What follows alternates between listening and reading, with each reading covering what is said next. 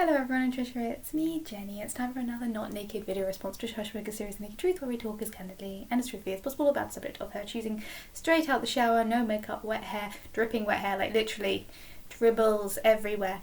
No makeup, first take, one take, so on and so forth. The most people choose to do it naked, of the few of us who still do naked truth responses, but I choose not to. But either way, it's not a sexy time thing, it's a tool for a blogger to be vulnerable and honest. I wouldn't go out naked into the world, so I wouldn't go out in my jammies into the world. Like, this Cookie Monster 90 is not going to be seeing anywhere except the inside of my bedroom, etc. So yeah, and I am being more rambly than usual because I am using my web camera. There. I usually film on my phone since my camera died, but last week a bunch of you said that because I was speaking so fast to try and get it through before my phone ran out of space, that it kind of lost a lot of what was being said, and some of you had to watch it in like 0.75 speed in order to understand what I was saying. So we are doing it more long-winded, we are taking a breath, we are doing it on the web camera, which means that it's a really wide frame. I'm sorry about that. Ideally, I would have done it slightly more zoomed in, but I can't work out how to do that on my web camera, so we're doing it zoomed out. I have no idea what the audio quality is like, but there we go. We'll see what you guys think of this. So yeah, it's middle of the day. I don't usually film in the middle of the day, but I have been trying to redo my hair care regimen a little bit while on furlough, and my hair was so greasy today. I was sat in the garden in the sunshine trying to blonde it up, just feeling horrible and disgusting. So now that the heat of the sun is starting to fade away, I was like, I'm going to come in, I'm going to wash this because it feels horrible. Now it feels lovely. Conditioner, who knew? Anyway, this has become very, very rambly. So today's subject, or the subject of the naked truth from earlier this week, was on just checking in. How are you guys doing in furlough, or in shelter in place, or isolation, or quarantine, whatever is going on for you? I am doing okay. Yeah, the quick answer is 99.99% of the time I am absolutely, resoundingly, boringly content. And I know that's not the same for most people. Most people are having a much worse time of it. And for me, like, let's list the things that are not a problem for me. I am furloughed. I am being paid. Like a few years ago, I was thinking, like, the career path that I've currently taken is not essential services. If there was World War III, I would not have a job, and that's something I've been thinking about for quite some time, that I should probably do something more important or more worthwhile or more interesting or something, but it's just the career path that I'm in. It's adequate, and frankly, I'm very glad. The job that I had, I've been at my current job for 3.5 years. The job that I had before that, as far as I know, that business is completely shut down, the staff are not being paid. So the current job that I'm in, fortunately, does have that security. But yeah, like, I feel like I should be in a essential service or something that is actually worthwhile right now, but instead I'm in a job that I'm so grateful is supporting most of its workers through furlough, and I'm enjoying my time away from work. Like, one of the things I'll talk about is my feelings towards work, but generally at the moment, like, I am furloughed, I am paid, I am not losing out on money, I am in a very stable position on that front. I have got a house that I don't need to pay rent on. I'm continuing to pay rent on, but I am living with family, and that has been my position since November. So I don't need to worry about bills, I don't need to worry about rent. I'm still paying that, contributing to that, but it's not essential. No one in my family is considered high risk.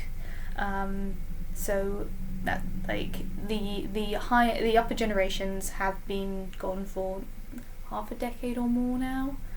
Longer. Yeah, I think coming up to a decade, for the most recent of the departed. So I don't have that innate sense of stress that a lot of people have. Neither me or any of my direct family have young children. Obviously I've got cousins who've got younger children, but there's nothing I can do to help them, and they're not affecting me. I know that a couple of my friends have got young children, and it is really, really hard with young children right now. And one of my friends lost their grandfather, So like it is really tough on people who have very young and very old. It is tough on people who are unemployed or are working from home and have to deal with everything else as well as working even harder, so especially the essential workers who have been given a greater weight of work. And I have neither of those problems because I'm paid and I'm not doing anything.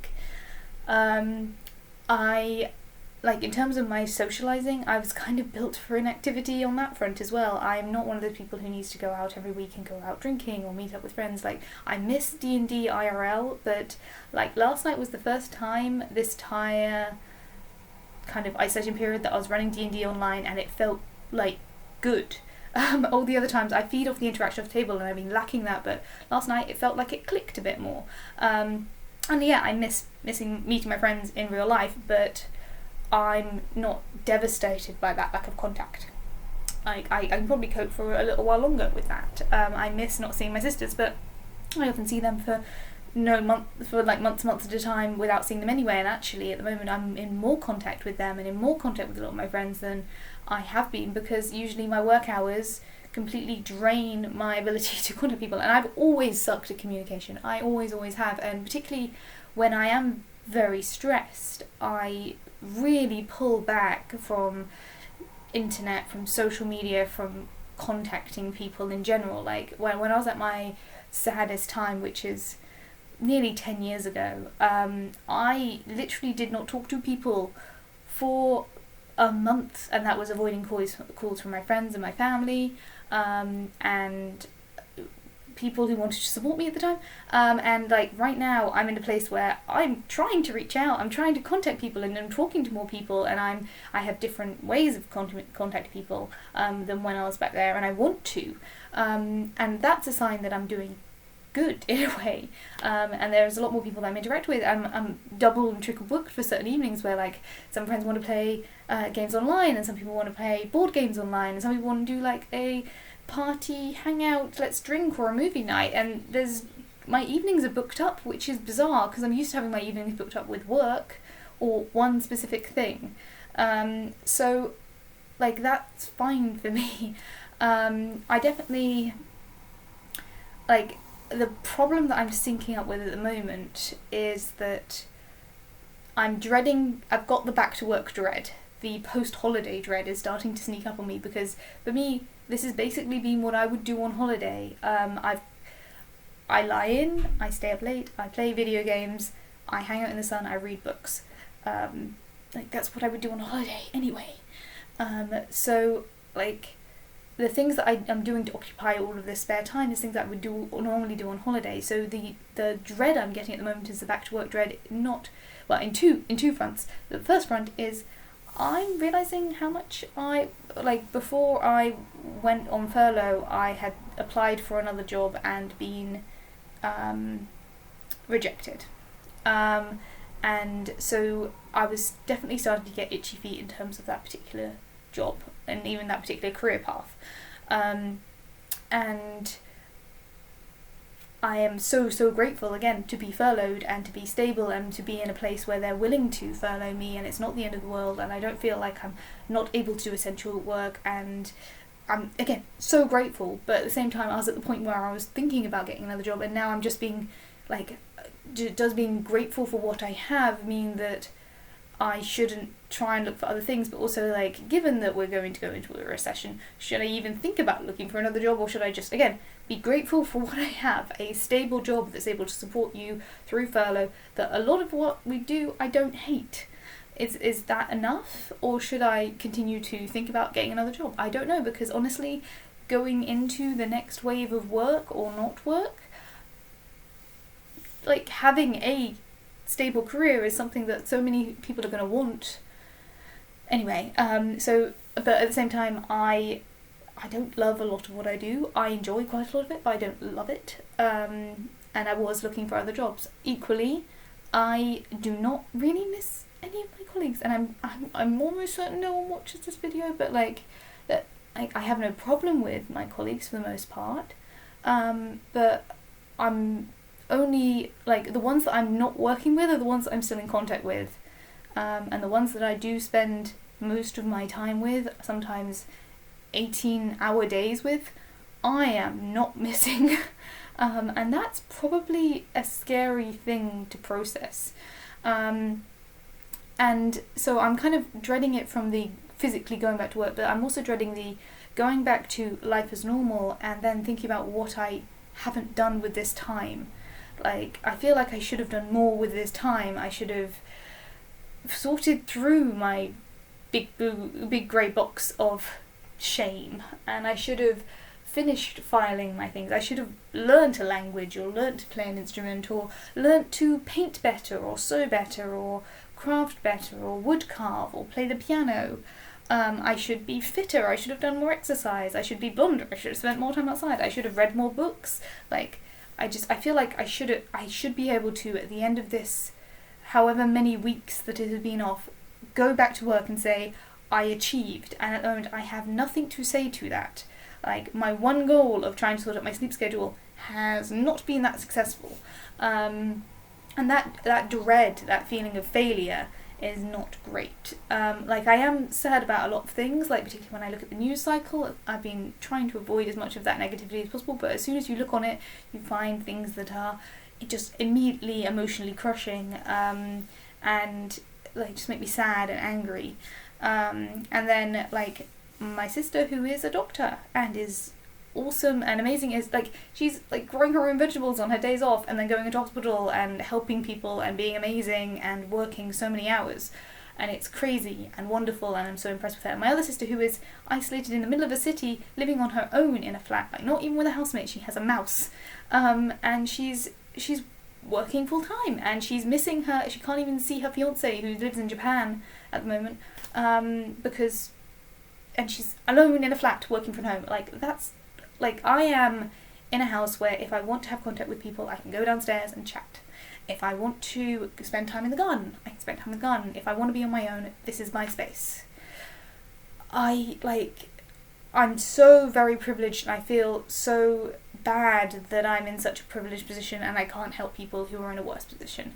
And the thing that really, like, the only time that I've really felt absolutely horrible, I didn't really sleep because of what's going on, is when my sister told me about a colleague who died.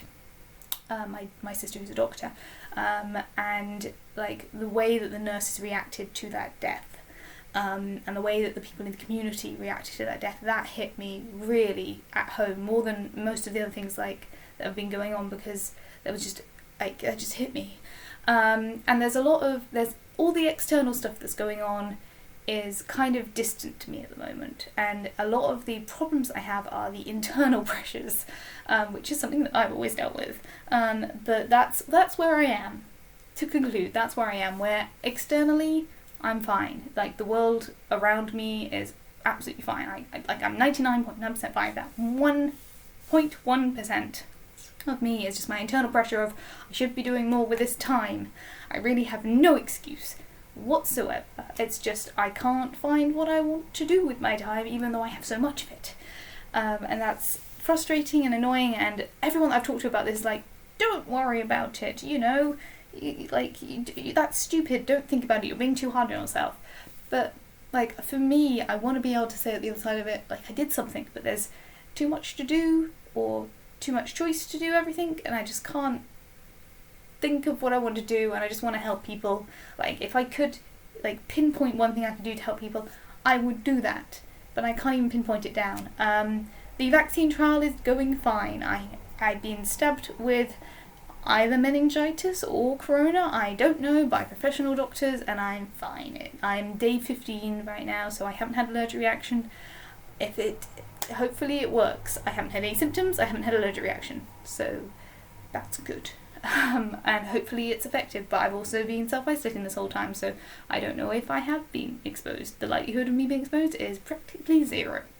But like, that's literally all I can do. All I can do is donate my body to science, and so far I felt zero effects from being donated to science, so that's where I am. That is where I am. And I don't know if I've articulated what I wanted to say. It's been nearly 15 minutes of me talking to a camera. Hopefully those of you who wanted a longer video are satisfied. But yeah, that's where I am at the moment. I am fine. I am absolutely fine. My bedroom is pristine.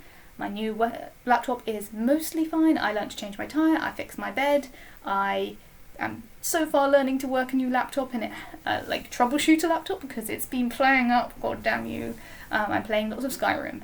I am helping with meal planning, I am reading in the garden, I am keeping busy, I'm making face masks. I made my sister a medical cap so that she can pin her, with buttons on the back, so she can pin her face mask to the buttons at the back so she doesn't hurt her ears. I embroidered something for a friend, but I don't feel like I'm doing enough. Anyway. 16 minutes. Thank you all for watching. Feel free to comment. This is mostly me spitballing. I don't really expect any of you to comment back, but it's just getting my brain thought process out. How are you guys doing? How is life for you? I know most of you are having a much worse time than me, and I feel bad for not being able to do more to help others and not being able to do more to look back on and go, I did things that were good and productive and wonderful. But I am apparently made for slow living, and I'm mostly fine. Anyway, thank you for watching. I'm so shiny, my skin is so dry post shower. Anyway, bye.